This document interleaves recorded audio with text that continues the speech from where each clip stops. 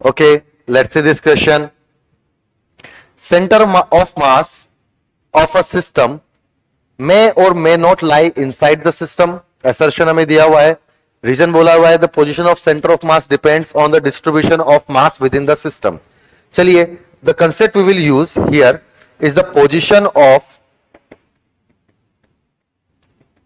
center of mass. चलिए, अगर इसको हमें समझना है तो इसको समझने के लिए हम एक एग्जाम्पल के थ्रू यहां पर बातचीत कर सकते हैं कि मान लीजिए ऐसे एक्स और वाई एक्सिस पर हमारी दो रोड्स रखी हुई हैं.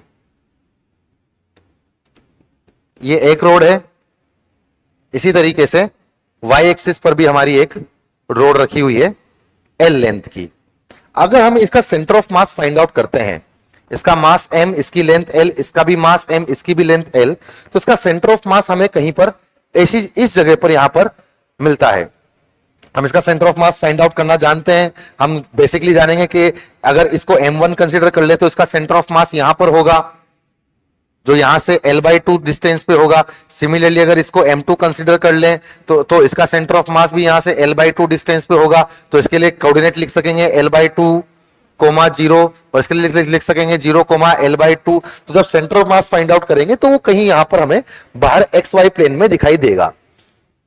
तो पहला ऑप्शन जो हमें बोला है centre of mass of system में और may not lie inside the system, मतलब ये जरूरी नहीं है कि किसी सिस्टम का सेंटर ऑफ मास सिस्टम के अंदर ही हो, वो सिस्टम के बाहर भी हो सकता है. तो एकदम सही स्टेटमेंट है, क्योंकि रीजन उसको बोल रहा है the position of centre of mass depends on the distribution of masses. जो position of centre of mass होता है उसको हम लोग लिखते हैं RCOM, which is nothing but m1r1 plus m2r2 upon m1 plus m2. वो मासेस पे तो डिपेंड करता ही है, पर उनकी पोजीशन क्या है वो उस पर भी डिपेंड करता है. जैसे यहां जो पोजीशंस थी वो x और y एक्सिस के अलोंग थी.